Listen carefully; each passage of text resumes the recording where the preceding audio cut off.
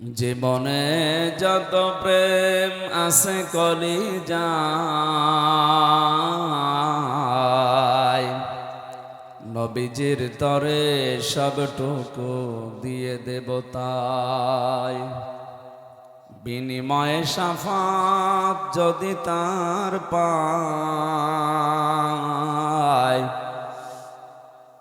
মুছে যাবে জীবনে যত ব্যথা ভার। আলহামদুলিল্লাহ, বগুড়া জেলার ধনুর থানার অন্তর্গত মবুয়াখালী। শখের মরণ কেমন হয় দেখি, মৃত্যুর যন্ত্রণাটা হযরতে ইদ্রিস নবী পরবর্তীতে দুনিয়ার মানুষকে জানিয়েছে, তোমরা জানো এই যে শখ করে যে মরতে গেলাম, শখের এই মরণে কেমন কষ্ট হয়েছে। জীবিত ছাগলকে জিন্দা অবস্থায় চামড়া খুলে লবণ দিলে যেরকম লাগে, আমার ওই রকম লাগছিল। ও বগুড়াবাসী, শখের মরণে যদি এই হয়, আমরা যারা মরতে রাজি না তাদের কিছুই হবে না। তারপরও তো তিনি একজন নবী। ঠিক আছে, আপনি আমারে নিয়ে চলেন জাহান্নামে। জাহান্নাম আমি দেখতে চাই কেমন করে আল্লাহ শাস্তি দিচ্ছে। দেখালেন জাহান্নাম গরু ঘর করে আবার বের করে নিয়ে আসলেন, নিয়ে যান আমারে জান্নাতে। জান্নাতের ভেতরে প্রবেশ করিয়ে সব দেখাচ্ছে, সব শেষ হয়ে গেছে। বলছে কি এবার চলেন। হযরত ইদ্রিস নবী ডাক দিয়ে বলে, আল্লাহর ফেরেশতা চলে যাও। আমি যাব না। কেন?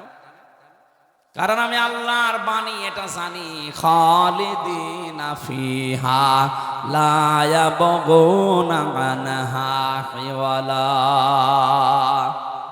কোন মানুষ যদি জান্নাতে একবার যেতে পারে, আল্লাহ কোনো দিন তাকে বের করে দেবে না, আর সে বের হতেও চাইবে না। আল্লাহ যখন বলেছে যে বের করে দেবে না, আমি তো চাই না বের হতে, তুমি ডিস্টার্ব করো কেন? চলে যাও। আজরাইল আলাইহিস সালাম বলছে, আল্লাহ তোমার নবী ইদ্রিস তো খুব চালাক। আল্লাহ বলেন, ফিরে আসো, আমার নবী ইদ্রিসের কপালে আমি এইটাই লিখেছিলাম। বলেন সুবহানাল্লাহ। আমি শুধু আলহামদুলিল্লাহ সুবহানাল্লাহ বলার জন্য আপনাকে এখানে বসিয়ে রেখেছি তা না। এখানে শিক্ষা কি পেলাম? হযরত ইদ্রিস নবী কিন্তু যে কোনো কায়দায় জান্নাতে গেছে। কথা বলে না কেন? ওনাকে আল্লাহ বের করে দিয়েছে, আর উনি বের হতে চাচ্ছে। নবীজির কথা অনুযায়ী এটা যদি জান্নাতের বাগান হয়, বিশ্বাস আমাদের আছে না নেই? তাহলে এখান থেকে আমার আল্লাহ আপনাকে বের করে দিচ্ছে, আপনি বের হয়ে যাবেন। এখন যেটা চলে যাবে মনে হবে ওর জান্নাত ভালো লাগছে না, এবার যান চলে যাচ্ছে। ওই যে চলে যাচ্ছে, যান যান যান, তাড়াতাড়ি যান। আপনি জাহান্নামে যাবেন, জান্নাত ভালো লাগছে না, চলে যান। যারা এই ময়দানে এসে সত্যি জান্নাত মনে করে আমরা বসে আছি, যদিও জান্নাতের ভেতরে এরকম পচা লাইট থাকবে না। এরকম লাইট থাকবে, কয়েকটা সামিয়ানা দিয়ে ঘিরে দেবে নাকি? হাদিস হচ্ছে, যাকে সর্বনিম্ন জান্নাত দেওয়া হবে তামাম দুনিয়ার 10 দুনিয়ার সমান। আজ যারা জমি জায়গা হয় না, খালি মানুষের আত্মসাৎ করে, তাদের কত জমি লাগবে, এরকম দুনিয়া 10টা বানিয়ে দেবে। জোরে বলেন আল্লাহু আকবার। এই জন্যে আল্লাহ রসুলের প্রতি যাদের বিশ্বাস আছে, এ দুনিয়া তাদের কাছে তুচ্ছ মনে হয়।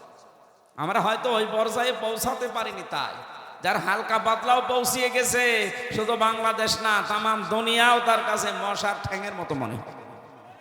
কারণ তামাম দুনিয়া না, এরকম 10টা দুনিয়া আল্লাহ তার ইমানের কারণে তাকে জান্নাতে দান করবেন। আল্লাহ যেন আমাদের এরকম একটা পরিবেশ দেন, বলেন আমিন। দরুদ আর সালাম পাঠ করার মাধ্যমে আমরা কোরআনে কারিমের একটা আয়াত পড়েছি, সূরা নিসা। কোন সূরা?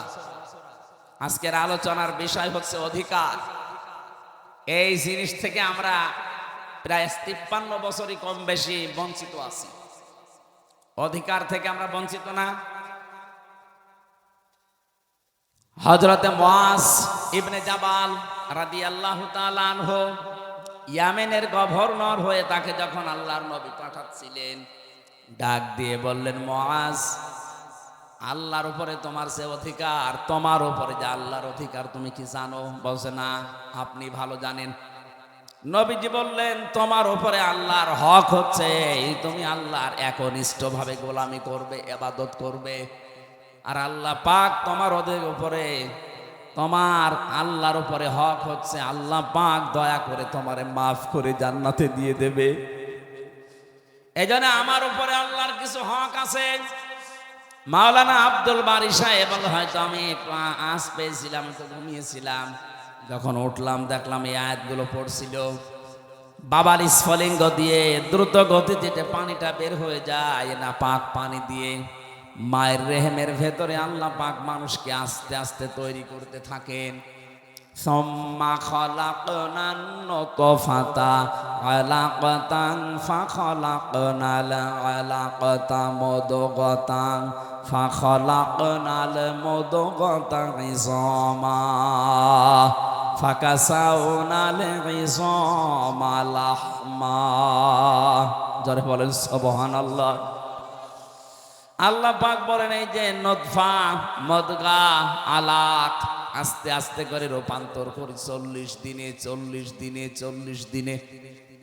আলাক শব্দের শাব্দিক অর্থ হচ্ছে যোগ। কি বললাম? এই যে পানির নিচে যেগুলো থাকে মানুষের শরীরের সাথে লেগে যায়, মায়ের জরায়ুর ভেতরে দেওয়ালের সাথে ঠিক 40 দিন আমরা এইভাবে যোগের মতো ঝুলিয়েছিলাম।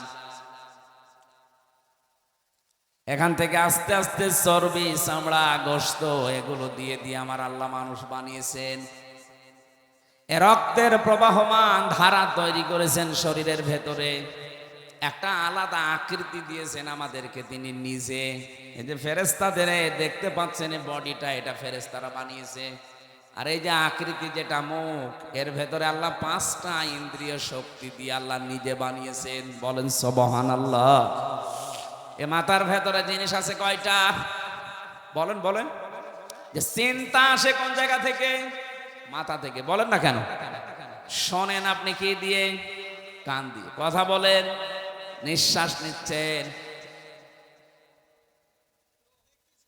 দেখছেন আপনি চোখ দিয়ে। 5টা ইন্দ্রিয় শক্তি গুরুত্বপূর্ণ, এগুলো সব এই মাথা কেন্দ্রিক। আল্লাহ এই জন্য নিজে এটা তার হাত দিয়ে বানিয়েছেন। লাকাদ খালাকনাল ইনসানা ফি আহসানি তাকওয়িম। অবশ্যই আমি সব চাইতে সুন্দর আকৃতি দিয়ে বানিয়েছি মানুষকে। কে বলছে? আরো জোরে বলেন। এত সুন্দর করে আমি মানুষ বানালাম। পৃথিবীর একটাই সৃষ্টি, এই যে কাবা শরীফ, যদিও কালো গিলাপ দিয়ে ঢেকে রাখা আছে। দুনিয়ায় কত কিছু তো কালো দেখি আমরা। এই যে ভমর কালো, কোন মানুষ একবার ভমর দেখে আর একবার তাকাতে মনে বলে আমি পাইনি। কথা বলছে না? পেঁচা, বাদর, চামচিকা, এরা নিজেরা তো কালো, আবার কালো জিনিসেরা ভালোবাসে, অন্ধকার। এই জন্য এদের যা চেহারা, এদের একবার দেখলে আর একবার দেখতে মন চায় না। কাবা শরীফও কালো, একটা এমন একটা আকর্ষণ আল্লাহ ওর ভেতরে দিয়েছে, যতবার তাকাবেন মনে হয় আর একবার তাকায়। নবীজি জানিয়েছেন পৃথিবীর 2টা জায়গা আছে যেখানে তাকিয়ে থাকলে সওয়াব হয়। একটা কাবা শরীফ, আর একটা আপনার মা আর বাবা। জোরে বলেন সুবহানাল্লাহ। মায়ের দিকে, বাবার দিকে কেউ যদি মহব্বতের নজরে তাকিয়ে থাকে, একটা নফল হজের সওয়াব হয়ে যায়। সাহাবী বললেন, হে নবী, আমি যদি 100 বার তাকাই? বিশ্ব নবী বলেন, মা বাবার দিকে 100 বারও যদি কেউ তাকায়, 100 বারই নফল হজের সওয়াব হবে। অথচ কয়েকদিন আগে জেনে রংপুরের নীলফামারী, কিশোরগঞ্জ একটা থানা আছে, ওখানে যেয়ে দেখলাম বৃদ্ধাশ্রমে এই লাইনে আর এই লাইনে কত মা বাবা বসে চোখের পানিগুলো ফেলছে। এদের চোখের দিকে তাকালে আমি বুঝতে পেরেছি এরা সন্তানের জন্য বরদোয়া করছে। যে মায়ের দিকে, বাবার দিকে শুধু তাকালেই হজের সওয়াব হয়ে যায় নফল। অথচ ওরাও তো কোনো মা বাবার সন্তান ওদেরও আছে, ওরা রেখে এসেছে নিজের ইচ্ছা করে ওই বৃদ্ধাশ্রমে। একটা সন্তান বলেন তো কখন তার মা আর বাবাকে বৃদ্ধাশ্রমে রেখে আসে? আমার যতটুকু মায়া মহব্বত ইমান আছে আমার দ্বারা সম্ভব না। যদি আমার বউ, ছেলে, মেয়ে সব ছেড়ে দেওয়া লাগে, তাও আমার মা আর বাবাকে বৃদ্ধাশ্রমে রেখে আসা সম্ভব না আমার ইমানে। তো ওরা তো রেখে এসেছে। কথা বলে না কেন? ওরা রেখে এসেছে কোন কারণে? ওদের পেছনে কোনো কারণ আছে। আমি একবার রাঙ্গামাটি গিয়েছিলাম, লন্দদু থানা, ওখানে একটা বৃদ্ধাশ্রম আছে। বললাম আমারে নিয়ে চলেন তো দেখি আসি। যে দেখি একটা লোক কলেজের প্রফেসর কাঁদতেছে। কি আপনি কি হয়েছে? বলছে আমার মা। আর মায়ের কাছে একটু দাঁড়ালাম, দেখি কি বলে। মৃত্যু সজ্জায় ডাক দিয়ে বলছে, ওই আমার সন্তান, আমি যখন মারা যাব আমার মাথার ওপর যে ফ্যান ঘুরছে এই ফ্যানটা তুই পাল্টিয়ে দিবি, নতুন ফ্যান লাগিয়ে দিবি আমি মরে গেলে। ছেলে কৌতূহল নিয়ে বলছে, মা তুমি তো মরেই যাবে, মরে গেলে আবার ফ্যান কি হবে? মা বলছে দরকার আছে, কারণ তুই আমার সাথে যা করলি আমার মন ডেকে বলছে তোর সন্তানও তোকে এখানে কিছুদিন পরে রেখে যাবে। কথা বলেন না কেন? গতকালকে পেপারে এসেছে ঢাকা বিশ্ববিদ্যালয়ের একজন অধ্যাপক, দুইটা ছেলে, একটা মেয়ে, একটা আমেরিকায় থাকে, একটা লন্ডনে থাকে, আর একটা অস্ট্রেলিয়ায় থাকে। তিনজনই প্রতিষ্ঠিত। ওর বউ মারা গেছে। ওই তিন ভাই বোন মিলে সিদ্ধান্ত নিয়ে বাবাকে রেখে গেছে বৃদ্ধাশ্রমে। অথচ তো সে নিজে বলছে আমার ঢাকায় ফ্ল্যাট ছিল তিনটা। আমার বড় ছেলে চালাকি করে ফ্ল্যাটগুলো সব লিখে তার নিজের অ্যাকাউন্টে টাকা নিয়ে নিয়েছে। আজ আমার যেহেতু কিছু নেই, মেয়েটা আছে অস্ট্রেলিয়ায়, আর ছেলে দুইটা কেউ লন্ডনে কেউ আমেরিকায়। তাদের অভাব নেই, কিন্তু এই মানুষগুলোর পাশে একটা ঘর আমার জন্য হয়নি, যে একটা রুমে আমি থাকবো। যেই কয়টা ছেলে আর মেয়ে এরা আমাকে এদের বর কারণে শেষ পর্যন্ত এই বৃদ্ধাশ্রমে রেখে গেছে। 3 বছর পরে পরে নাকি একটা চিঠি লিখে বাবার কাছে। অথচ লোকটা ঢাকা বিশ্ববিদ্যালয়ের শিক্ষক ছিল। অনেক দেখলাম কথা বলতে বলতে মরে গেল। এই লোকটা হাও মাও করে কাঁদছে। আমারে বলছো, হুজুর আপনি দাঁড়িয়ে আছেন দেখলেন, আপনি আমার উপরে আবার খারাপ ধারণা করেন না। এ দোষ আমার না, এই দোষ আমার বোর। আমার দুইটা ছেলে মেয়ে আছে, তাদের দিকে তাকিয়ে আমার বউকে আমি তালাকও দিতে পারি না।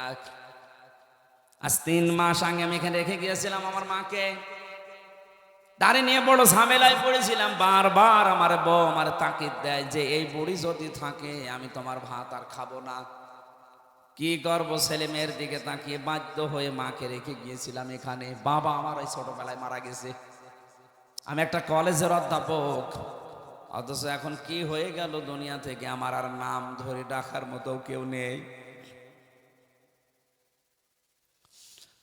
বগুড়াবাসী, আমি শুধু আবেগ নিয়ে বলছি তা না, আমি বাস্তবে দেখতে পাচ্ছি। রাঙ্গামাটি লংগদু থানার এই যে মাটা মারা গেল, কলেজের অধ্যাপক, এখানে বহু মানুষ ঠিক তার পরিবারের কাছে ওই রকমই। একটা বাবা 8টা 10টা 16 17 20 22 25টা ছেলে মেয়ে আমি দেখেছি। 25টা ছেলে মেয়েকে বাবা মানুষ করতে পারছে এক হাতে এক কাঁধে তুলে নিয়ে। অথচ 25টা ছেলে মেয়ে মিলেও একটা বাবা আর মাকে খাবার দিতে পারে না। শেষ পর্যন্ত 15 দিন বা 1 মাস করে পালাপালি করে নেয়। বগুড়াতে নেই। সিদ্ধান্ত নেওয়া লাগবে। আমার মা বাবাকে যদি আলাদা করতে কেউ চায় দুনিয়া থেকে, আমি দরকার হয় তারে আলাদা করে দেব। সম্মানিতা মা বোনেরা, আমি নিজে স্বামী, আল্লাহর কসম করে বলছি, আমি সহ যত স্বামী এখানে বসে আছে, কোন স্বামী কিন্তু মন থেকে চাই না যে আমার বিয়ের পরে আমার মা বাবা আলাদা হয়ে যাক। না, আমি যা খাবো আমার মা বাবা তাই খাক, আমি না খেয়ে থাকলে ওরা না খেয়ে থাক, তারা আমার সাথে থাক। কথা বলে না কেন? এই পরিবেশটা আমরা অনেক জায়গায় দেখছি নষ্ট হয়ে গেছে। বিয়ে করার কিছুদিন পরেই সন্তান আর পেরে ওঠে না, শেষ পর্যন্ত এই মা বাবাকে হয় আলাদা করে দেয়, নাই বৃদ্ধাশ্রমে দিয়ে দেয়। কথা বলেন ঠিক কিনা? এই ছেলেটার পেছনে যে সবচাইতে বেশি ভূমিকা পালন করেছে এটা তার বউ। আর এই বউকে কোট বুদ্ধি দেয় ওখান থেকে এই বউর মা আর ওর বড় বোন।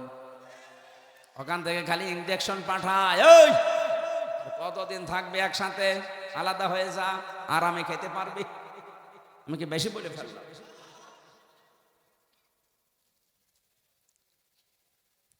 আল্লাহ রাব্বুল আলামিন বলেন, এত কষ্ট স্বীকার করে করে তোর মা তোকে পেটে বহন করে চামড়া গোশত চর্বি দিয়ে যখন একটা আকৃতি তোকে বানিয়ে দিলাম, এই মানুষটাকে আমি আল্লাহ আস্তে করে মায়ের পেট থেকে বের করে নিয়ে আসলাম। আল্লাহু আখরাজাকুম মিন বুতুনি উম্মাহাতিকুম, মায়ের পেট থেকে আস্তে করে বের করার দায়িত্ব আমার। এই দায়িত্বটা এখন ডাক্তাররা পালন করছে, আল্লাহর উপরে এখন আর নেই। যদিও একটা কবরস্থানের পাশের একটা জায়গা, কিন্তু এটা এখন কিছু সময়ের জন্য জান্নাতের বাগান। কথা বলেন না কেন? জান্নাতের বাগানে কোনো জাহান্নামী মানুষ প্রবেশ করতে পারবে না, কারণ যারা জাহান্নামে যাবে ওদেরকে আল্লাহ জান্নাতে দেবে না। এই কথা বলেন কেন? হ্যাঁ, যেখানে দাঁড়িয়ে আছে দাঁড়িয়ে ভালো লাগে দাঁড়িয়ে থাক, যারা বসে আছেন কি খারাপ লাগছে একটু ওঠেন, আপনার ওরকম দাঁড়িয়ে থাকে, ওঠেন ওঠেন ওঠেন, 30 সেকেন্ড ওঠেন, একেবারে মাঝে মাঝে সব শার্ট করে ওঠেন ওঠেন। হ্যাঁ, তোমার আবার আলাদা ভাবে বলা লাগবে, ওঠো। কেউ বসে আছে কিনা দেখেন তো, ওরা তুলে দেন, হাত ধরে দেন। এই কথা বলবেন না, তাড়াতাড়ি 30 সেকেন্ড মাত্র দেন, তুলে দেন। হ্যাঁ, একেবারে হাত পা নাড়া দেন, এই মাঝখান থেকে মোবাইল নিয়ে আল্লাহর ওলিরা চলে যান। হয়েছে? এবার বসেন, নেন 10 সেকেন্ড সময় দিলাম, বসে পড়েন, তাড়াতাড়ি বসেন। হ্যাঁ তাড়াতাড়ি, এত দেরি হয় বসতে? আলহামদুলিল্লাহ।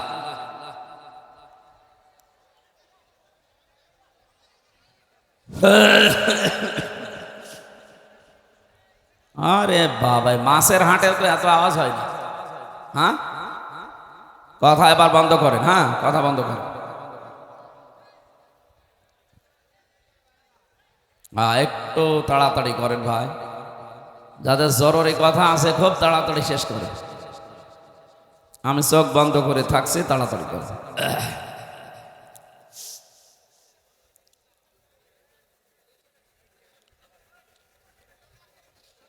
জাহান্নামে কোনো মানুষকে আল্লাহ জান্নাতে প্রবেশ করাবেন না, আর জান্নাতে কোনো মানুষকে যদি আল্লাহ প্রবেশ করান তাকে আল্লাহ আর বের করে দেবেন। কি কথা বলেন না কেন? হযরত ইদ্রিস আলাইহিস সালামের জীবনী পড়েছিলাম, তো বাঁদরের নবী ছিলেন আল্লাহ। হযরতে আজরাইল আলাইহিস সালাম একবার এসেছিলেন, ডাক দিয়ে বলে, আল্লাহর বান্দা, 2 নম্বরে আপনি আল্লাহর নবী, আপনি সৎ মানুষ, নেককার মানুষ। আল্লাহ রাব্বুল আলামিন ভালো মানুষ, নেককার মানুষ যারা, তাদের সাথে সম্পর্ক রাখার জন্যে তাকে দিয়েছেন। ইয়া আইয়ুহাল্লাযীনা আমানু ইত্তাকুল্লাহা ওয়া কুনু মা'আস সাদিকিন। ওহে যারা ইমানের দাবি করো, আমাকে ভয় করো। আর দুনিয়ায় যারা সত্যবাদী, এই মানুষগুলোর সাথে থাকে। কে বলছেন বলেন তো? নবীদের চাইতে সত্যবাদী দুনিয়াতে কেউ আছে? আর এই জন্য আজরাইল সরাসরি এসে বলছেন, আমি এসেছি আপনার কাছে বন্ধুত্ব করব, আপনার সাথে আমি থাকতে চাই। হযরতে ইদ্রিস নবীও শর্ত দিয়েছিলেন, আমি বন্ধুত্ব করতে রাজি আছি, কিন্তু আমি যার তার সাথে বন্ধুত্ব করি না। তুমি যখন আজরাইল নিজে ফেরেশতা এসেছো, আমি রাজি আছি। প্রথম শব্দ, আমি যার তার সাথে বন্ধুত্ব করি না। কেন? কারণ পৃথিবীর প্রতিটি জিনিসের প্রভাব আর একটা জায়গায় পড়ে। আপনি পচা পানি যদি এক জায়গায় রেখে দেন, ওখান থেকে আর কিছু না হোক দুর্গন্ধ আসবে। কি কথা বলেন? তা আপনি বন্ধুত্ব করার জন্য আসলেন, আপনার প্রভাব তো আমার উপরে আসবে। সবচাইতে বড় বিষয় দুনিয়াতে, আলমার ও মা মান আহাব্বা, যার সাথে বন্ধুত্ব হবে কিয়ামতের দিন আল্লাহ তার সাথে তাকে তুলবে। আমি আপনার সাথে বন্ধুত্ব করতে চাই, যেহেতু ফেরেশতা আপনি নিজে আজরাইল এসেছেন, আমার কয়েকটা শর্ত আছে।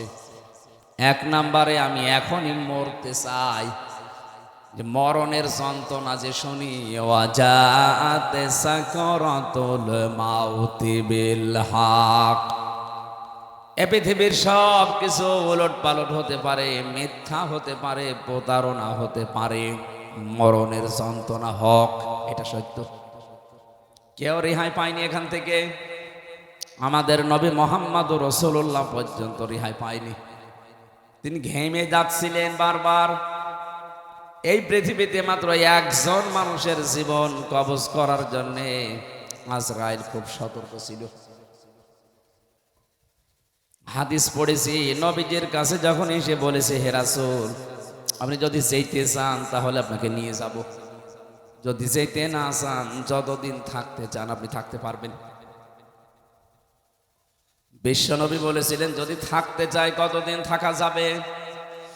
ফেরেশতা বলেছেন, আপনি যতদিন ইচ্ছা করবেন এ দুনিয়ায় থাকতে পারবেন। যখন মনে করবেন না আমি আর থাকতে চাই না, আমি নিজে এসে আপনাকে নিয়ে যাব।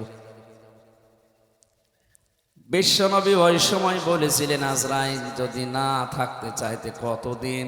যতদিন ইচ্ছা, তারপরে যাওয়া লাগবে না। ইচ্ছা করেন যতদিন, কিয়ামত পর্যন্ত যদি বাঁচতে চান আপনাকে আল্লাহ হায়াত বাড়িয়ে দেবে, আপনাকে মরা লাগবে।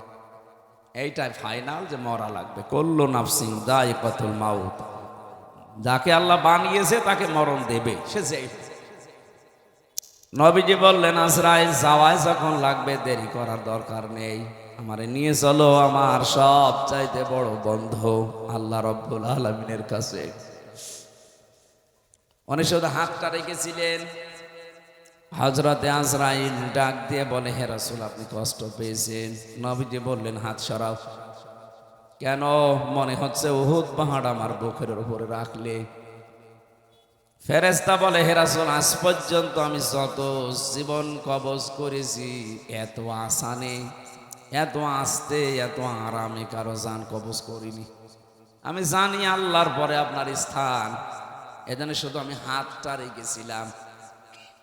নবীজি বলেন, আজরাইল, এইটা যদি তোমার হাত রাখা হয় তো তোমার শাস্তি কোনটা? এখনো শুরু করিনি। বিশ্বনবী ওদিন কান্নাকাটি করে বলেছিলেন, আজরাইল, মৃত্যুর যত কষ্ট আছে তুমি আমারে দিয়ে দাও। আমার পরে আমার যত উম্মত এই দুনিয়ায় আসবে তারা এমনিতেই দুর্বল, মরণের যন্ত্রণা তাদেরকে দিও না। হযরতে আজরাইল ওদিন বলেছিলেন, হ্যাঁ, আপনার এই কথা আমি রাখতে পারি। কোরআনে কারিমে আল্লাহ 6666টি আয়াত আপনার উপরে নাজিল করেছেন। এর ভেতরে একটা আয়াত আছে, আয়াতুল কুরসি বলা হয়, সূরা বাকারার 255 নম্বর আয়াত। এটা যদি কেউ 5 ওয়াক্ত ফরজ নামাজের পরে তেলাওয়াত করে, এখানে আল্লাহর 10টা ক্ষমতার কথা আছে। কয়টা? বলেন বলেন। এটা ক্লাস চলছে, ছাত্রের মতো জবাব দেবেন। 1 2 3 4 যারা পড়ে দেখেন না কেমন জবাব দেয়, বুঝলেও দেয়, না বুঝলেও চিল্লাই। আপনারা ওইভাবে জবাব দেবেন। গ্রাম অঞ্চল তো, এই জন্য সেমিনার হলে আমরা এভাবে কথা বলতাম। একটু সব সময় না দিয়ে 8-10 মিনিট পরে পরে একটু বন্ধ করি, আর এমনি জ্বর তো, মানে কাশি হচ্ছে, বন্ধ করে দিয়ে এরপরে আবার না না না না, এই কলে সরিয়ে দেবে। এই অত না, একেবারে যে রওশনের সাথের মতো মরে যাবো তো, আরেকটু আরেকটু, ঠিক আছে। এই যান যান, রিভাব আরো বেশি, আমার কণ্ঠে সমস্যা তো। কালকে মাহফিল ছিল চুয়াডাঙ্গা জীবননগর, শ্বশুর বাড়ি, একেবারে শ্বশুরের গ্রাম। এর চাইতে মনে হয় 10 ডবল মানুষ হবে। শাশুড়ি দেখে পাগল হয়ে গেছে, জামাই ধরে রেখেছে, আবার সকালে এই খাবার মাবার খাওয়ানোর কারণে আমার দেরি হয়ে গেছে। এই যে জার্নি, শরীর আর কভার করছে না। জেলখানায় যে কি খাওয়াইলো, ও পালিয়েও গেল, আমারে খাওয়িয়েও গেল। ও তো তোর পালিয়েই যাবে, আর 3 বছর আগে যেতে পারলি না, তাহলে আমার এই জেল খাটা লাগে না। কি খাওয়িয়েছে জেলখানায় আল্লাহ জানে। আমি এত চেষ্টা করছি স্বাভাবিক হওয়ার জন্য, কিন্তু না, শরীর পড়ে যাচ্ছে। আমার মনে হয় কিছু খাওয়িয়েছে। ওরা যারে বিদায় করে দিতে যায় তারে আস্তে আস্তে সোলো পয়জন এগুলো দিয়ে দিয়ে মেরে ফেলে।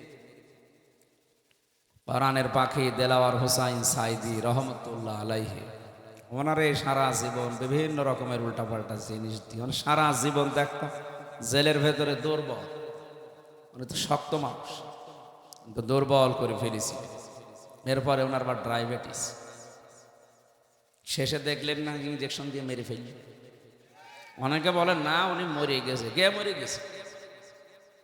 10 মিনিট ওনার সাথে আমি ছিলাম, এমনি এমনি মরে না। হ্যাঁ, যদিও সারা জীবনে তার দোয়া ছিল আল্লাহুম্মা ইন্নী আসআলুকা শাহাদাতান ফি সাবিলিক, হে আল্লাহ তুমি যাই করো আমাকে শাহাদতের মরণ দিও।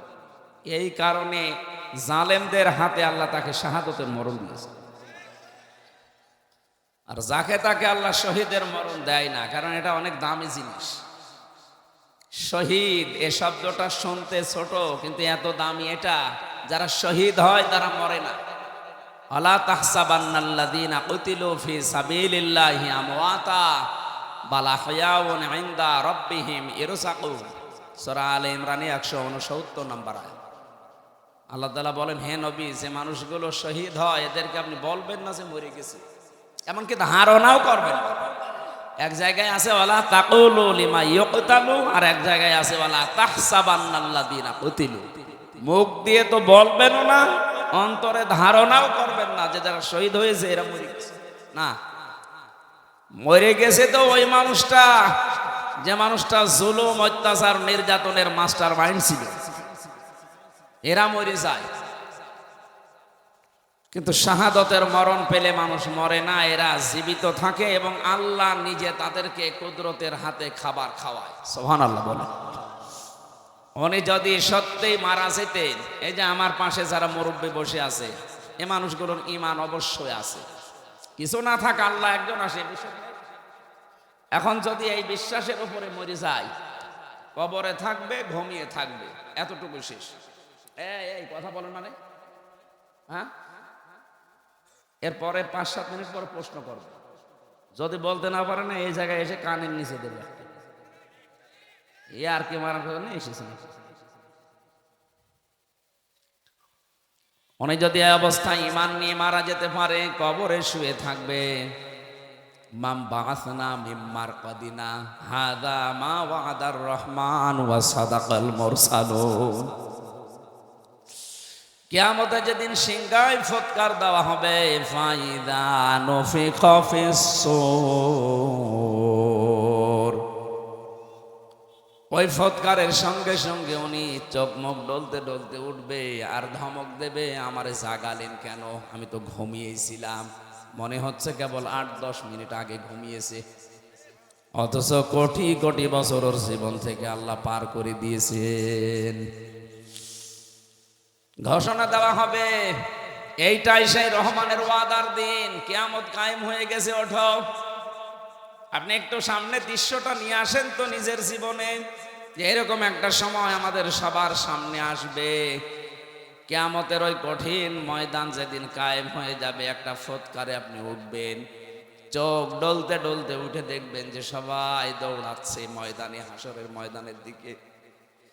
ফাইদা নুফিখা ফিস-সূরি ফালা আনসাবা বাইনাহুম ইয়াওমাইযিন ওয়ালা ইয়াতাসাআলুন। যেদিন ফুৎকারটা দেওয়া হবে, ওই দিনের পর থেকে আল্লাহ পাক কিয়ামত যখন বিচার শুরু করবেন, তখন পর্যন্ত কোনো সম্পর্ক আর থাকবে না। যত রকমের সম্পর্ক দুনিয়া আপনার ছিল, রক্তের বলেন, আত্মীয়তার বলেন, দলীয় বলেন, পৃথিবীর বিভিন্ন সম্পর্ক আমাদের সাথে আছে, এমনকি প্রেমিক প্রেমিকার সম্পর্ক থাকবে না। অনেকে দেখে মাথায় হাত দিয়ে বলে, আল্লাহর কসম করে বলো যে আমারে ভুলে যাবা না। কিসের ভুলে যাবা না?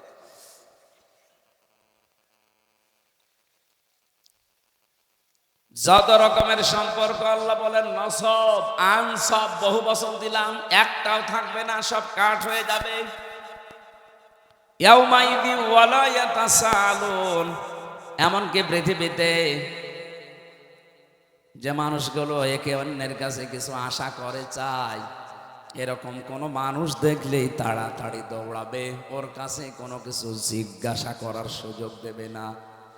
এই দুনিয়া আমরা বিপদে পড়লে বাবাকে দেখলে মনে হয় যে আশা জাগে না, উনি আমার জন্য হয়তো কোনো জায়গায় কিছু চেষ্টা করছেন। আল্লাহর কসম, কোরআনে কারীম সূরা মুমিনুনের ভেতরে আল্লাহ এটা জানিয়েছেন, সিংগায় ফৎকার দিলেই ওই বাবা পর্যন্ত মনে করবে হয় আমার কাছে আসতে পারে, এজন্য ও দৌড়াবে। কি করবে? ন্যাংরা মানুষ যেভাবে দৌড়ায় ওইভাবে না। ইয়াউমা ইয়াফিরুল মারউ মিন আখি, এই যে আল মারউ মিন আখি, এর আগে আল্লাহ ইয়াফিরু দিয়েছেন। ইয়াফিরু শব্দের শাব্দিক অর্থ হচ্ছে মাজা তুলে দৌড় দেওয়া। আপনার আত্মীয় স্বজন যত রকমের সম্পর্কের মানুষ আছে, ও দেখা মাত্রই মাজা তুলে দৌড় দেবে। বলেন নাউজুবিল্লাহ। এই জন্য আমার এই কথাটা একেবারে বাস্তব, আপনি নিজের চোখের সামনে মিলাবেন। কিয়ামতের দিন সবাই যখন উঠতে থাকবে, আর শহীদ যারা হয় এই মানুষগুলো খেতে থাকবে। সুবহানাল্লাহ বলতে পারেন না? এই জন্য শহীদ এর শব্দটা খেলাচোরা বিষয় না। এ জেলাতে যিনি রাষ্ট্রপতির দায়িত্বে ছিলেন, শহীদ জিয়াউর রহমান, শব্দটা ওনার নামের আগে আন্দাজে লাগানো হয়নি, চিন্তা ভাবনা করে লাগিয়েছে।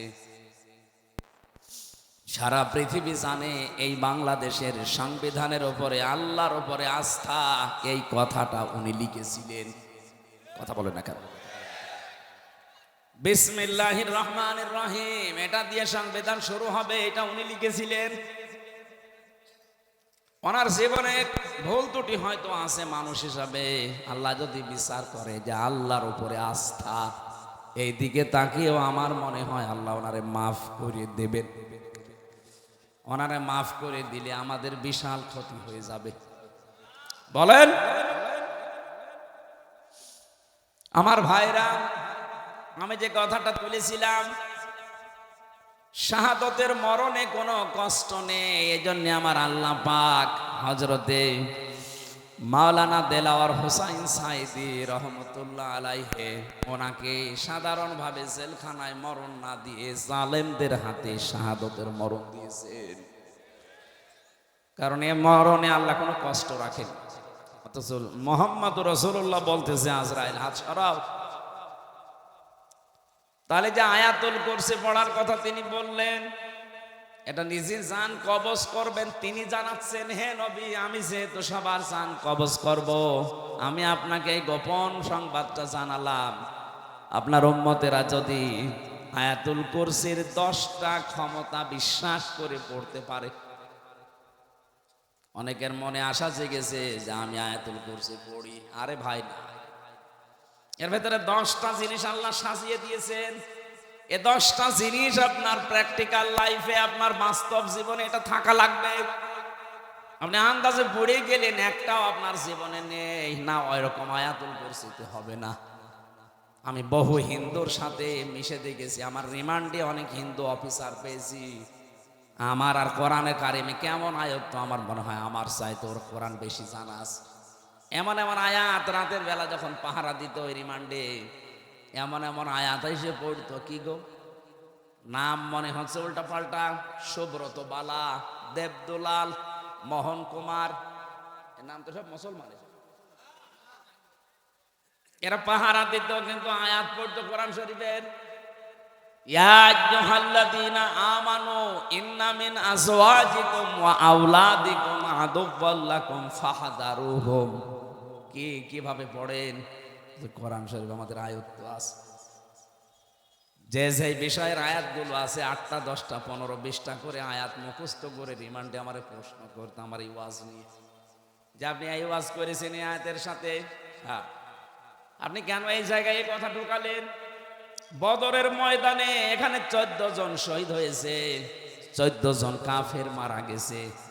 আপনি এই জায়গায় তথ্যটা আগে না বলি পরে বললেন কেন? এগুলো ওরা আয়ত্ত করে নিয়েছে। কেন? ও মানুষগুলো দেখতাম মাঝে মাঝে আল্লাহর ভুল ধরত, আমার রিমান্ডে প্রশ্ন করে আর আল্লাহর ভুল ধরে, আল্লাহর এই কাজটা ঠিক, আপনার কাছে পরামর্শ নিয়ে আল্লাহ কাজ করার দরকার। শয়তান।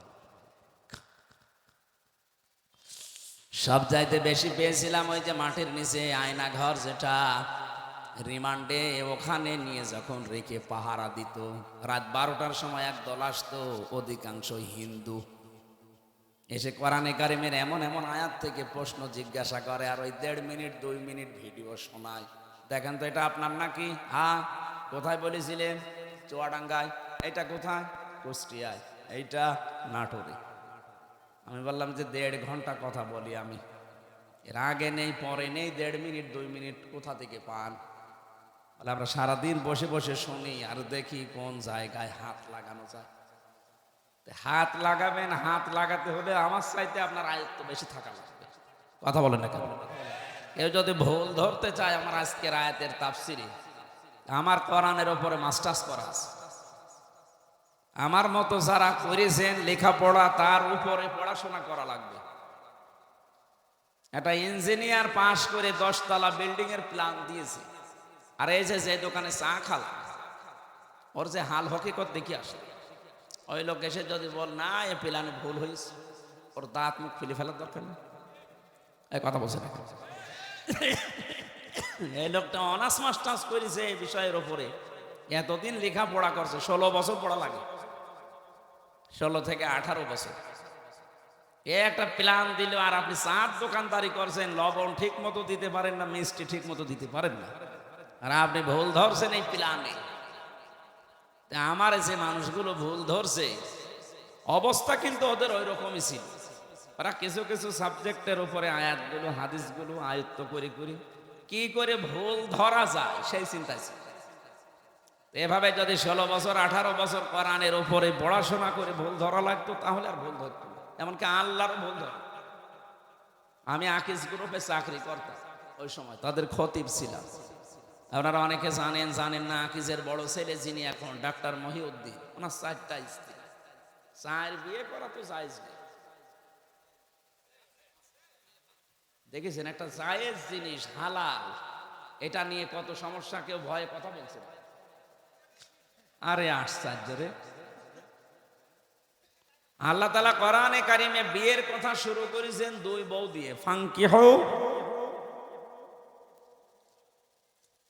নিকাহ করো, বিবাহ করো। কয়টা? মাসনা 2টা, সুলাসা 3টা, রুবা 4টা। আল্লাহ কি 1 দিয়ে শুরু করেছেন না 2 দিয়ে? তাহলে বউ 2টা থাকলে ভালো। যদিও আমাদের এই দেশের সামাজিক পারিবারিক যে অবস্থা, এটা এ দেশের মানুষ মেনে নেয় না। আমি বিশ্বের বহু মুসলিম দেশে করেছি, ওই সমস্ত দেশে শরীর চলে না 3-4টে বউ। আমি যে ড্রাইভার নিয়ে যেতাম মদিনায়, ও আমার চাইতেও চিকন, ঠেলা দিলে পড়ে যাবে, অথচ 4টে বউ গাড়ি চালায়। গাড়ি চালিয়ে আপনার 4 বউ, আর আমি আপনাকে ভাড়া করছি আমার 1 বউ। আপনাদের দেশের ওনার ভাষা দিয়ে আমার বলছিল, আপনার দেশে ওই চলে, আমাদের এই দেশে এরকম। ওনারে যেই জিজ্ঞাসা করলাম যে ভাই আপনি একটা হিন্দু মানুষ, আপনি ভুল ধরলেন আমার স্যারের যে উনি 4 বিয়ে করেছে। উনি আমারে লজিক দিচ্ছে যে একটা পুরুষ মানুষ যদি 4টা বিয়ে করতে পারে, একটা মহিলা কেন 4 বিয়ে করতে পারবে না? মহিলা পারবে না কারণ এক মহিলার পেটে যদি 4 জনের বীর্য যায় আর সন্তান যদি হয়, তো কারে বাপ বলে ডাকবে? এটা তো আমি বললাম, আমার জবাব দিচ্ছে আর একটা, হ্যাঁ বাপ বলে ডাকারও সিস্টেম আছে। এই সন্তান হবার পরে ডিএনএ টেস্ট করবে, এইভাবে বলছে যে ডিএনএ টেস্ট করে দেখবে যে এটা কোনটার জিনিস, তাহলে সেটারে বাবা বলবে।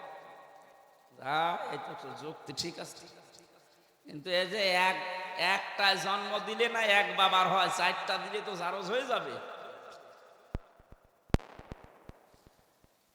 কোরআনে কারিমের যে আয়াতগুলো ওরা আমাদের চাইতে, আমরা তো খালি পড়ছি, এই যে 10টা ক্ষমতার কথা বলছি এমনি না, আমরা পড়ছি ওই মানুষগুলো এই 10টা ক্ষমতা জেনে পড়তো কিন্তু বিশ্বাস করতো।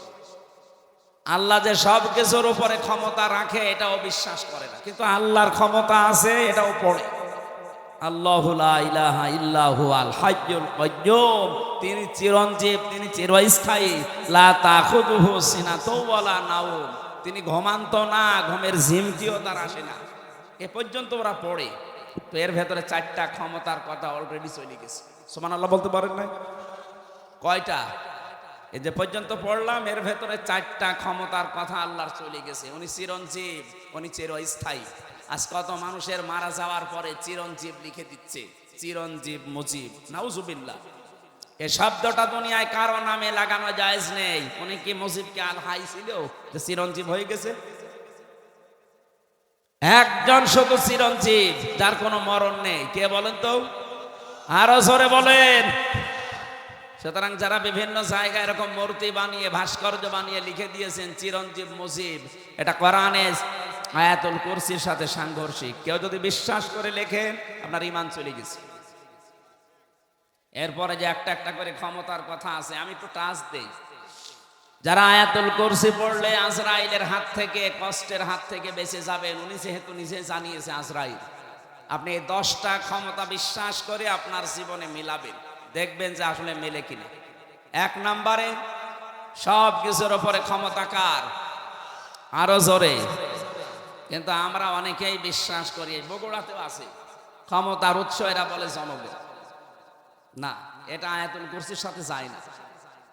আপনি যদি এই বিশ্বাস করে থাকেন যে ক্ষমতার উৎস জনগণ, আর আপনি আয়াতুল কুরসি পড়ে, আপনার কথার সাথে আপনার বিশ্বাসের মিল নেই। এই কথা বললেন না? আজরাইলের এই কষ্টের হাত থেকে আপনি বাঁচতে পারবেন? বলেন বলেন। আরে ভাই, আপনাকে আমি বাঁচাতে চাই। আপনারও কবরে যাওয়া লাগবে, আমারও ওই মরণের সামনে সামনে যন্ত্রণা আসতেছে। এটা তো আমি বানিয়ে বলছি না।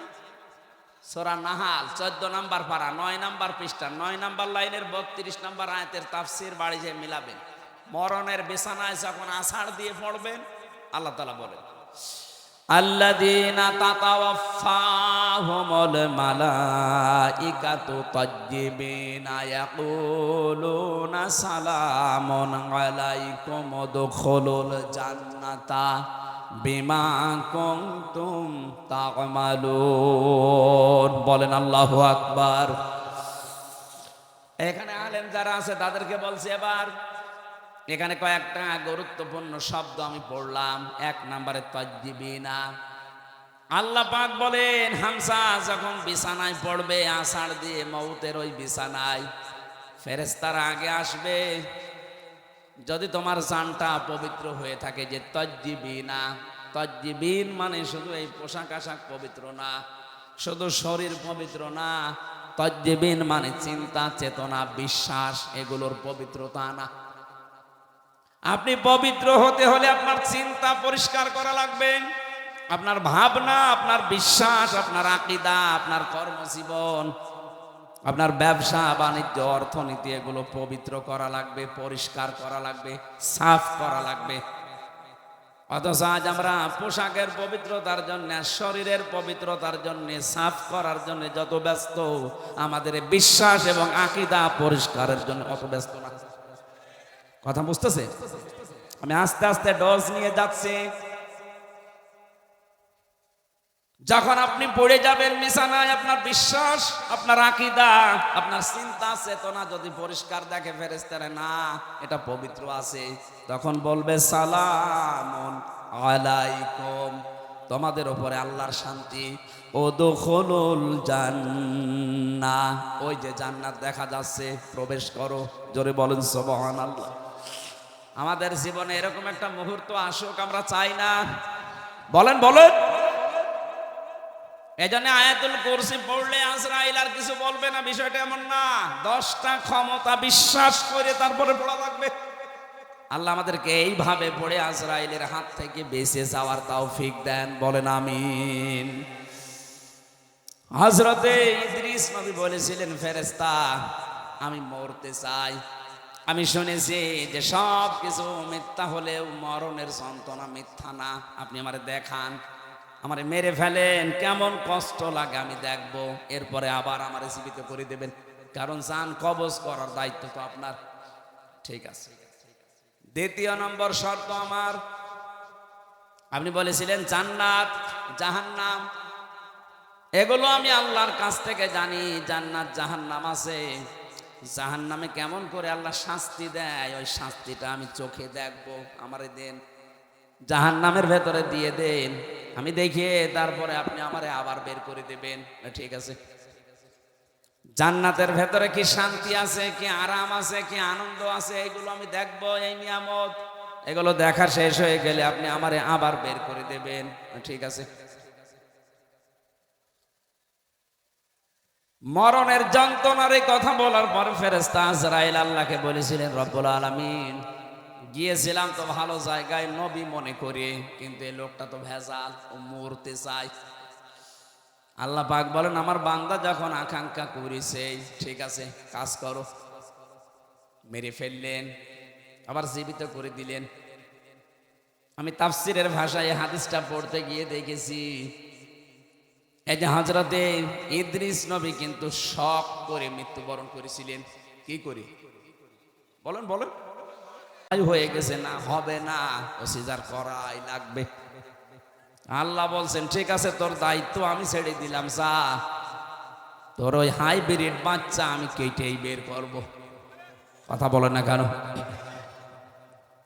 রব্বুল আলামিন বলেন, আমি যখন আস্তে করে দুনিয়া থেকে নিয়ে আসলাম, কি অবস্থায় তুই ছিলি জানিস?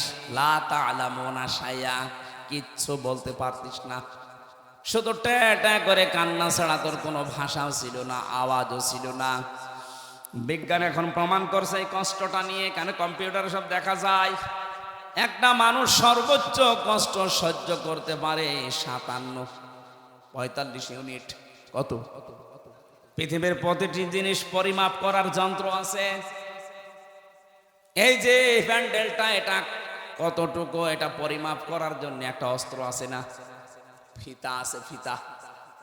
আপনি কাউকে দেন, সে এই ফিতা দিয়ে মাপ দিয়ে বলতে পারবে এটা কতটুকু। আপনি যদি এইরকম চাউল নিয়ে এসে বলেন এটা মেপে দেন, দাড়ি পাল্লা আছে। কথা বলেন না কেন? এই যে পানির বোতল আছে, এটা লিটার, সিসি, কেজি দিয়ে মাপা হয়। পৃথিবীর প্রতিটি জিনিস মাপ করার জন্য আলাদা আলাদা যন্ত্র আছে। আল্লাহ পাক বলেন, তোর মা তোকে দুনিয়ায় আনতে যে কষ্টটা পেয়েছে, ডেলিভারির কষ্ট, এইটার জন্য একটা পরিমাপের যন্ত্র আছে। এই কষ্টটা পরিমাণ হচ্ছে 45 ইউনিট। এর বেশি হলে পুরুষ মানুষ মারা যাবে। কিন্তু একটা মা দুনিয়ার ময়দানে সন্তানের মুখ দেখতে হলে 57 ইউনিট কষ্ট সহ্য করা লাগে। কত? 45 থেকে 57।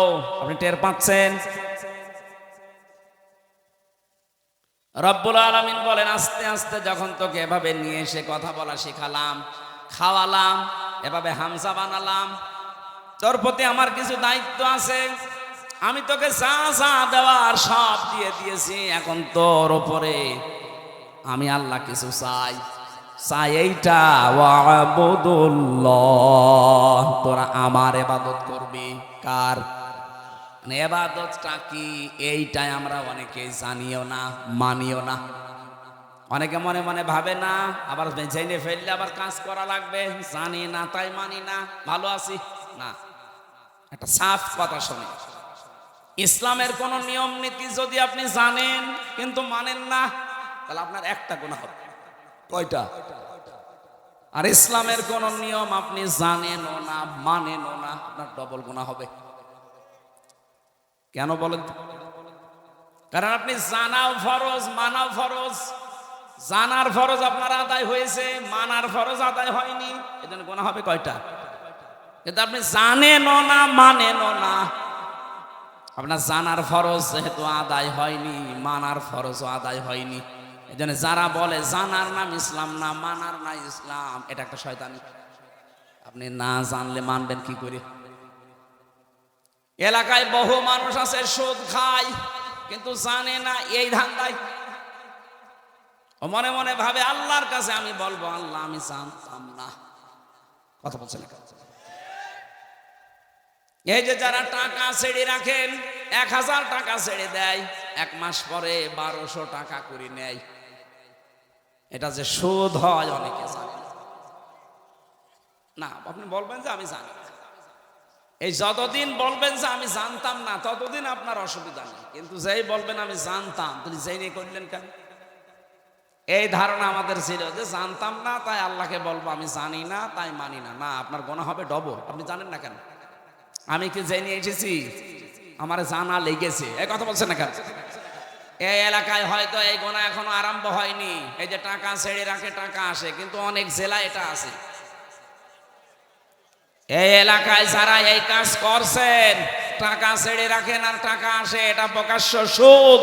মায়ের সাথে জেনা করার মতো গোনা করছেন আপনি। এটা ছেড়ে দেওয়া লাগবে। কারা কারা এই গোনা ছেড়ে দেবেন? হাত তোলেন তো। হ্যাঁ, এই এলাকায় তো চলছে 180 মাইল বেগে। ঠিক আছে, আপনারা এই এলাকাতে প্রায় সবই মায়ের সাথে জেনা করছেন। না খাইয়ে থাকে, না খেয়ে মরে যান, তারপর জাহান্নামে যাওয়া লাগবে না। কিন্তু মায়ের সাথে জেনা করে গেলে জাহান্নামে শুধু না, ইদাফ লাহুল আযাব ইয়াউমাল কিয়ামাহ, জেনাকারীদের শাস্তি ডবল হবে।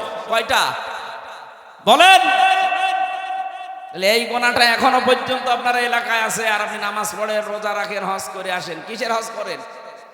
আজকেই সিদ্ধান্ত নিয়ে বাড়ি যাবেন যে না, আমি আর এই গোনার সাথে নেই। টাকা যা ছেড়ে রেখেছি, আগামী মাস থেকে টাকা শুধু 1000 দিলে 1000ই নেব, 1200 নেব না। পারবেন না ভাই? এটা যদি আপনি নাই পারেন তো কেন কষ্ট করে রাতের বেলা বসে আছেন? আপনি বাড়ি যেয়ে ঘুমান, আর আপনার আমল নামায় উঠতে থাক, আপনি এই জায়গায় লেখা উঠবে আপনি মায়ের সাথে জেনাকারী। বলেন নাউজুবিল্লাহ। কুষ্টিয়ার বড় বাজারে দেখলাম আসরের নামাজ পড়ে গেল, আমার সাথে নামাজ পড়ে দোকানের সামনে দিয়ে ঘুরতেছে, আর কে টাকা দেয়, টাকা নিয়ে কি লেখে, কি গো নামাজ পড়ে আসতো আর এই লোক এত টাকা পায়। চলে যাওয়ার পরে দোকানদারকে বললাম, ভাই কিসের টাকা দিলেন? হুজুর বলা যাবে না। বলা যাবে না মানে? প্রতি মাসে মাসে উনি একবার করে এখানে আসে, আল্লাহরে ওলি টাকা নিয়ে যায় আমার কাছে, 10,000 করে আমারে টাকা দেয় মাসে মাসে, আর 1,000-এ 100 টাকা করে বেশি। এটা কি সুদ? বলেন না কেন? এগুলো স্বর্ণের দোকানে দেখলাম বেশি দেয় ওরা।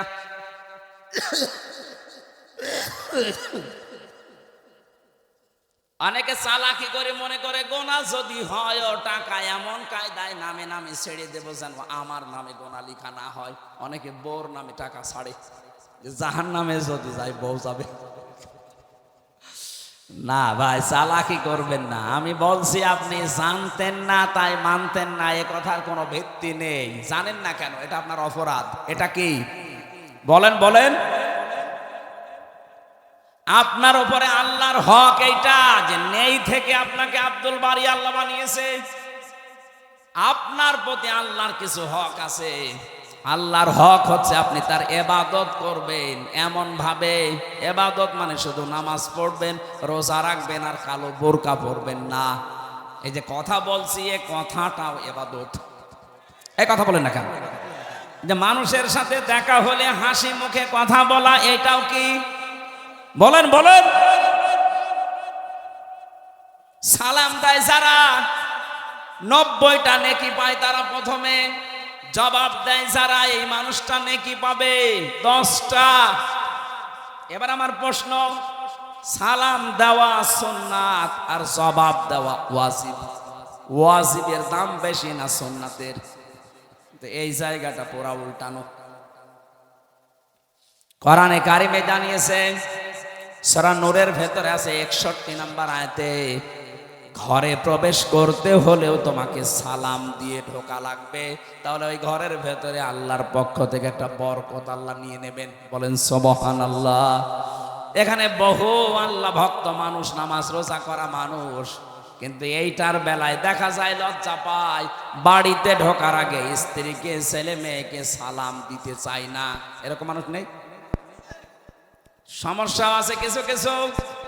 আজকেই যদি বাড়ি যেয়ে সালাম দেন ও বলবে কি গো তোমার কোন ভূতে ধরেছে, কালকে যে যৌতুকের টাকার জন্য আমার গালি গালাজ করে পিটাইলে আজকে সালাম দিচ্ছ মানে আজ কোনো নতুন ধান্দা আছে? যে যা মনে করে করুক, আজকে থেকে আপনি ইসলামের এই কাজটা শুরু করেন। নবীজি জানিয়েছেন যদি 25 বার করে দিনের ভেতরে সন্তানকে, স্ত্রীকে, পরিচিত মানুষ অপরিচিত মানুষ যদি সালাম দিতে পারেন 25 বার, কয়বার? সারাদিন 24 ঘন্টার ভেতরে যদি 25 বার সালামের প্রচলন আরম্ভ করতে পারেন আপনি শাহাদতের মরণ পাবেন। আরো জোরে বলেন সুবহানাল্লাহ। বগুড়াবাসী এই জন্য এবাদত মানে ওই শুধু নামাজ পড়া রোজা রাখা না, আপনি কথা থেকে শুরু করে একেবারে সংসার চালাবেন কি করে সবটাই এবাদত। বলেন বলেন। আমি এবার আলেমদেরকে বলছি, এই আপনারা এটা ভালো করে শুনুন। 2 নম্বরে আয়াতে ছিল ওয়ালা তুশরিকু বিহি শাইআ, তোমরা আল্লাহর সাথে শিরিক করবা না। কি করবা না? শিরিক কি? আল্লাহ যেটা পারে ওইটা অন্য কেউ পারে, এই বিশ্বাস করার নাম শিরিক। আর এই শিরিক যারা করে তারা মুশরিক। কথা বলছেন না এ পর্যন্ত বুঝেছেন কিনা বলেন? আমি ক্লাস নিচ্ছি না, এটা ক্লাস চলছে। আল্লাহর সাথে যারা শিরিক করেন আল্লাহ বলেন আমি যেটা পারি ওইটা অন্য কেউ পারে। ছেলে মেয়ে দিতে পারে কে? এটা কোন পীর সাহেব পারে, কোন কবরে শুয়ে আছে এই লোক পারে, এই বিশ্বাস অনেকে মহিলা করে না। বলেন বলেন। এই যে মহাস্থান গড়ে যে কত মানুষ সন্তান চাচ্ছে, ওই গাছের সাথে দেখবেন বড় বড় ঢেলা ঝুলিয়ে রেখেছে, পাথর ইট। কি গো এখানে পাথর ঝুলিয়ে রাখবেন, এগুলো সব চাইতে বাগের হাটে খান জাহানের দরবারে বেশি বড় বড় পাথর ঝুলিয়ে রাখে। ওকে কেন কে বুদ্ধি দিয়েছে?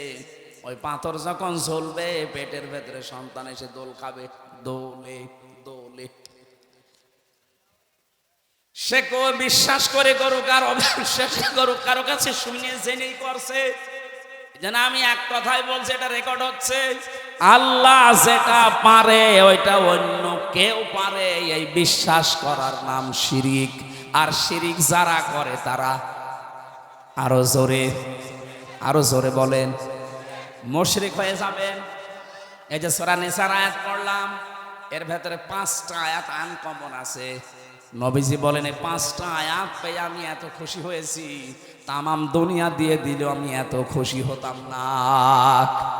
তার ভেতরে এইটা, ইন্নাল্লাহা লা ইয়াগফিরু আইয়ুশরাকা বিহি ওয়া ইয়াগফিরু মা দুনা যালিকা লিমান ইয়াশা। এ পৃথিবীর সব গুনাহ আল্লাহ ইচ্ছা করলে মাফ করে দিতে পারেন, কিন্তু শিরিক করলে তার মাফ নেই। কে বলছেন? আরো জোরে বলেন। এবার আসেন আমি একটা একটা করে দিচ্ছি। সন্তানের ক্ষেত্রে বুঝলাম আল্লাহ বাদে কারো এখানে হাত। আরো জোরে। ক্ষমতায় দিতে পারে আল্লাহ ছাড়া অন্য কেউ, কিন্তু যারা বলে জনগণ তাদের ঈমান আছে, ঈমান আছে কিন্তু শিরকপূর্ণ ঈমান। আর শিরকপূর্ণ ঈমান থাকলে আল্লাহ তাকে মাফ। বগুড়াবাসী সত্যি করে বলছে, আল্লাহর কসম আপনাকে আমি ভালোবাসি, আপনি ভুল পথে আছেন। এই দেশে যারা এই বিশ্বাস করে না তারা বিপদে ছিল এতদিন। যারা বলতো না ক্ষমতার উৎস আল্লাহ, তাদের নিবন্ধনও বাতিল করে দিয়েছিল, তাদের নিষিদ্ধ করেছিল। এক কথা বলছেন এখন। যারা বলতো না ক্ষমতার উৎস জনগণ, তারা ঠিক ছিল। আর ভাই আপনি তো জাহান্নামে যাচ্ছিলেন, এদেরকে ব্যান্ড করার পরও এরা মানে নাই, বলছে না ক্ষমতার উৎস জনগণ, মানি না তো মানি না। আল্লাহ ঠিক যেন 5 দিন পরে তাদের পোড়াটা উল্টিয়ে দিয়েছেন। কারণ ওই জালেমরা হাত দিয়েছে জামাত ইসলামের গায়ে না, ওরা হাত দিয়েছে সরাসরি একেবারে আল্লাহর গায়ে।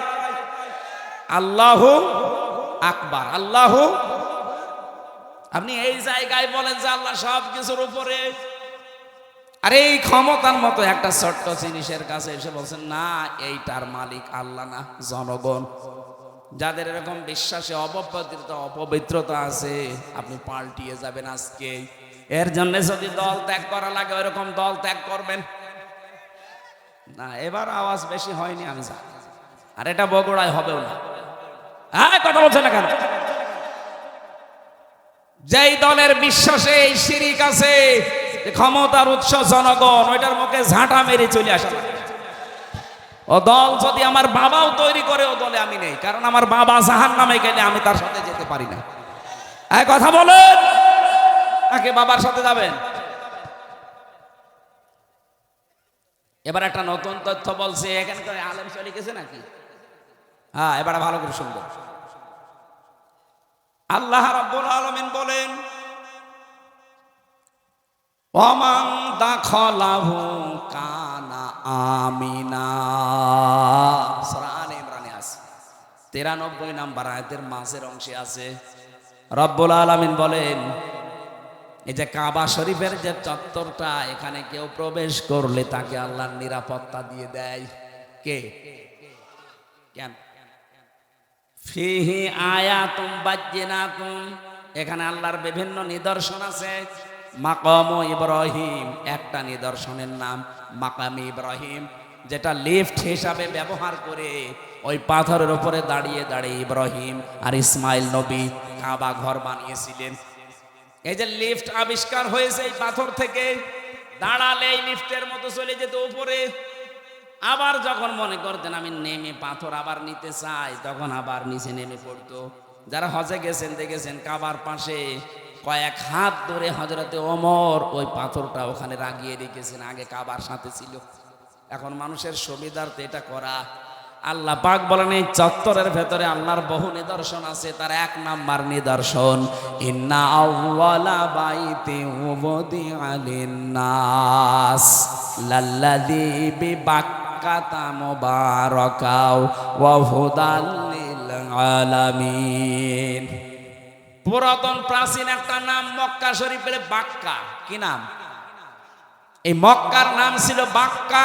এই বাক্কায় পৃথিবীর প্রথম ঘর আল্লাহ প্রতিস্থাপন করে দিয়েছেন, তার নাম কাবা। নাম কি? এই চত্বরের ভেতরে কেউ গেলে তাকে নিরাপত্তা দিয়ে দেয়, শান্তি স্বস্তি, সে নিরাপদ হয়ে যায়। কে? আরো জোরে বলেন। আমি কেন এটা বলছি বারবার বলেন তো? আমি এটা বোঝাতে চাই, কাবা শরীফের চত্বরটা আল্লাহ এমন নিরাপদ বানিয়ে দিয়েছেন, অথচ ওই এরিয়ার বাইরে গেলে অনেক উল্টাপাল্টা কাজ চলছে, রাহানাজানি চলছে, ছিনতাই চলছে, মারামারি চলছে, রক্তপাত চলছে, ধোঁকাবাজি চলছে। কিন্তু কাবার চত্বরের ভেতরে কোনো মারামারি রক্তপাত, বলেন বলেন, এমন কি কেউ বাবার হত্যাকারীও যদি দেখে কাবার চত্বরের ভেতরে, না, নরম হয়ে যায়, বলে না এখানে মারা যাবে না, বাইরে চলেন। তার এই যে বারবার আমি কথাটা তুলছি এই কারণে, এখানে যেহেতু আল্লাহর বিধান মতো মানুষ চলছে, এই কারণে জায়গাটা পরিপূর্ণ নিরাপত্তা দিয়ে বেষ্টন করা। এদিকে তাকান, এদিকে। কাবার এই চত্বরটা বিধান চলে কার? এজন্য জায়গাটা নিরাপত্তা দিয়েছেন কে? কাবা শরীফ থেকে বাংলাদেশের দূরত্ব 6000 কিলোমিটার। এইটা তো আর কাবা না, কথা বলে না কেন? তাহলে এই 56,000 বর্গ মাইলের বাংলাদেশ যদি কেউ নিরাপত্তা চাদর দিয়ে ঢেকে রাখতে চায়, এখানেও চিন্তায় হবে না, এখানেও রক্তপাত হবে না, এখানেও ধোঁকাবাজি হবে না। ওখানে যেমন আল্লাহর বিধান কায়েম করার মাধ্যমে আল্লাহ নিরাপত্তা দিয়েছেন, এই 56,000 বর্গ মাইলে আল্লাহর বিধানটা কায়েম করে দেন, ঠিক কাবা শরীফের মতো হয়ে যাবে। এটা আমি বানালাম না, সূরা নামের 82 নম্বর আয়াতে এই তথ্যটা আছে। আল্লাযীনা আমানু ওয়া লাম ইয়ালবিসু ঈমানাহুম বিযুলমিন উলাইকা লাহুমুল আম। আল্লাহ পাক বলেন, এই যে মানুষগুলো এইভাবে আল্লাহর কুদরতি আঙ্গুল এই বগুড়া ধনটের দিকে তাকিয়ে বলছে, এই যে এই মানুষগুলো আল্লাহর পক্ষ থেকে নিরাপত্তা পাওয়ার হকদার। কারা? যারা তাদের ঈমানের সাথে শিরিক মিশ্রণ করে না। এখানে জুলুম মানে শিরিক। তাহলে আমরা বাংলাদেশকে যদি কাবার মতো নিরাপত্তা দিতে চাই, এই 56,000 বর্গ মাইলে বসবাস করে যদি আমরা নিশ্চিন্তায় থাকতে চাই, আমাদের চুরি ডাকাতি ছিনতাইয়ের রক্তপাতের হত্যার কোনো ভয় থাকবে না, আয়না ঘরের কোনো অস্তিত্ব থাকবে না। তাহলে এই দেশে যারা আছি শিরিক মুক্ত জীবন গঠন করা লাগবে, আর জোরে বলা লাগবে। শিরিক কি? এই যে আয়াতের দ্বিতীয় শব্দ এটা, আবুদুল্লাহ ওয়ালা তুশরিকু বিহি শাইআ, আল্লাহর ইবাদত করবা আর শিরিক করবা না। শিরিক এবার আমি পেয়েছি তাফসিরে, শিরিক বিল জাত, শিরিক বিল সিফাত, শিরিক বিল ইখতিয়ারা, শিরিক বিল হুকুক। এই চার প্রকারগুলো আবার শ্রেণী বিভাগ করে করে 8 প্রকার, 12 প্রকার, 22 প্রকার, 42 প্রকার, 72 প্রকার, 120 প্রকার পর্যন্ত শিরিক আছে। সবগুলো আমি নোট করেছি। এক একটা বিষয়ের উপরে এত কথা আল্লাহ লুকিয়ে রেখেছে, যত গবেষণা করবেন তাফসীর আকারে তত বের হবে। জোরে বলেন আল্লাহু আকবার। এই জন্যই তাফসীর করতে গেলে এরকম সময় লাগে। এখন শিরিক শব্দ নিয়ে যদি এত বেশি, ইবাদতের ব্যাখ্যা ছিল 9টা, শিরিকের ব্যাখ্যা আছে 27টা। এটা প্রকার হিসাবে ভাগ করা যায় 120 প্রকার, 120 শ্রেণীতে। এতগুলো শিরিক থেকে যদি সত্যি আমরা মুক্ত হতে পারি, দেশের মানুষ, আমরা তো চেষ্টা চালাচ্ছি। আমাদের বিশ্বাসে শিরিক থাকবে না, আমাদের আকীদায় শিরিক থাকবে না, আমাদের সমাজে শিরিক থাকবে না, আমাদের সংসদেও শিরিক থাকবে না। সংসদে একটা শিরিক ছিল, আল্লামা দেলাওয়ার হোসেন সাইদি রহমাতুল্লাহ আলাইহি ওটা তুলে দিয়েছেন। এই যে মাথা নিচু করে ঢোকা লাগবে, মুসলমানের মাথা শুধু নিচু হবে কার সামনে? ওই স্পিকারের সামনে এভাবে যাওয়া লাগতো আগে, মাথা নিচু করে। উনি বলেছে না, মুসলমানের এই দেশে এই শিরিক চলতে দেওয়া যায় না, সিস্টেম করে ওইটা বাদ দিয়ে দিয়েছে। এখন আর ওইভাবে যাওয়া লাগে না। কিন্তু 15.5 বছরের দিকে তাকান, এই দেশটা যেন মানুষ মুশরিক হয়ে যায়। ওই দাদা বাবুদের মতো ওরা সর্বাত্মক চেষ্টা চালাচ্ছিল। কোথাকার কোন বাবার ছবি বিভিন্ন প্রতিষ্ঠানে টাঙিয়ে টাঙিয়ে সম্মানের জায়গায় রেখে দিয়েছে। ছেলে মেয়েরা এইভাবে করে করে পূজা করতো, আমি নিজে দেখেছি। একটা জাতিকে মুশরিক বানাতে পারলে তাকে অনিয়ন্ত্রিত করে ফেলা যায়। আজকে ভারত বাংলার বিভিন্ন পাহাড় অঞ্চলগুলো অস্থিতিশীল করে রাখতে চায়, ওদের একটা গোপন ষড়যন্ত্র আছে। আজকে একটা ভিডিও ফাঁস হয়েছে। ওরা বাংলার বিভিন্ন প্রান্তগুলো, বিশেষ করে চট্টগ্রামের পার্বত্য অঞ্চল, এগুলো মাঝে মাঝে যুদ্ধ লাগিয়ে রাখে, মাঝে মাঝে অশান্তি তৈরি করে রাখে, অস্থিতিশীল করে রাখে।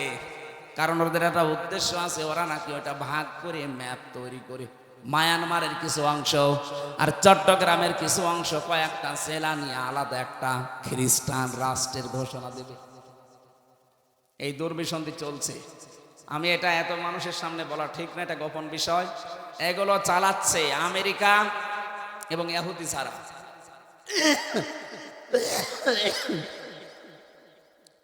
এদের এই গোপন ষড়যন্ত্র যদি বাস্তবায়ন হয়ে যায়, এই যে উপদেশটা 3 বার পাল্টিয়ে গেল, ডক্টর মোহাম্মদ ইউনূস থেকে একবার, এরপরে আবার কয়েকজন, এরপরে কয়েকদিন আগে আবার 3 জন।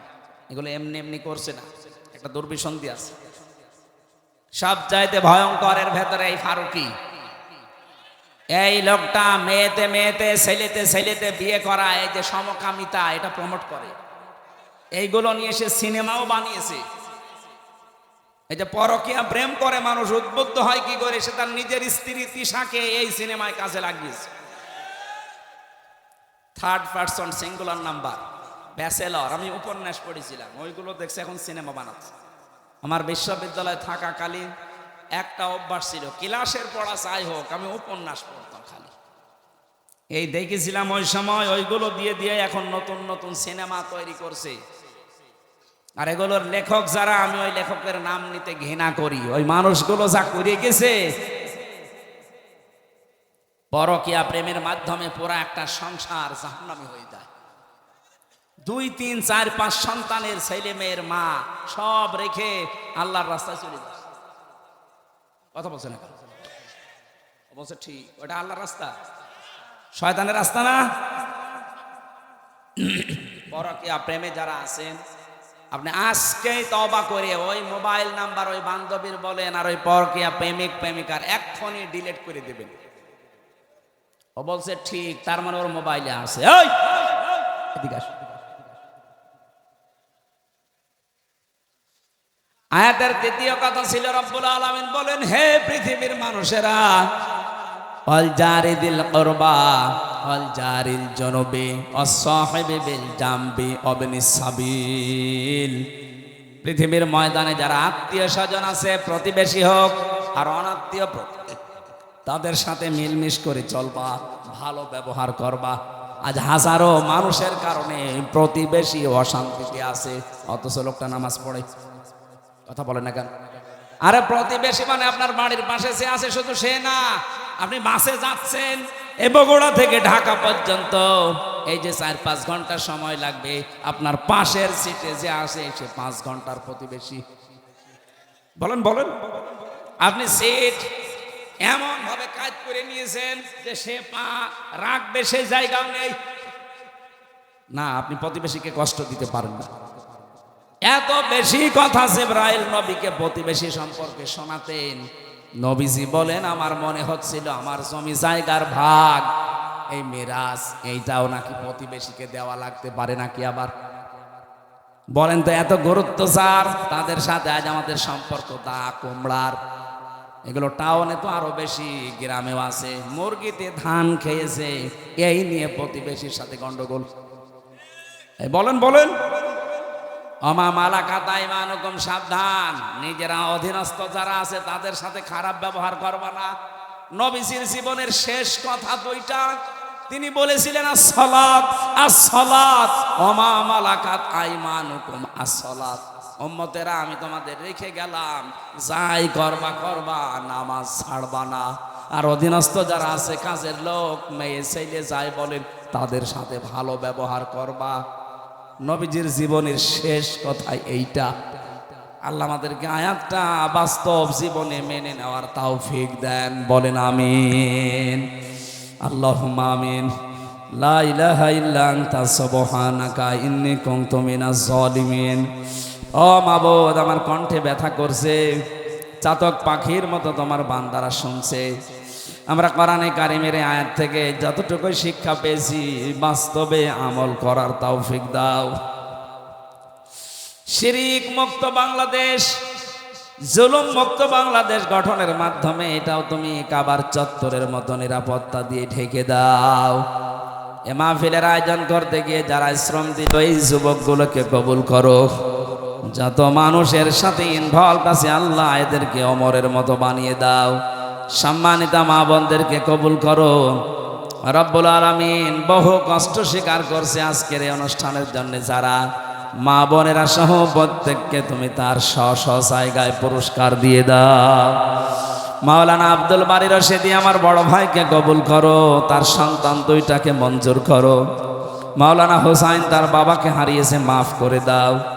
আল্লাহ তাআলা, জালেমের জিন্দাখানায় 3টা বছর আমি বন্দী ছিলাম, আমি অসুস্থ হয়ে পড়েছি, আমার শরীরটা তুমি আগের অবস্থায় স্বাভাবিক করে দাও। এলাকায় মাঠের নিচে যারাই ঘুমিয়ে আছে, কবরগুলো জান্নাতুল ফেরদাউস বানাও। আল্লাহ তাআলা, কোন জালেম যেন কিয়ামতের আগে বাংলার চেয়ারের বসতে না পারে সেই ব্যবস্থা করে দাও। যারা দায়িত্বে আছে তাদেরকে সততা দাও, তাদের ভেতরে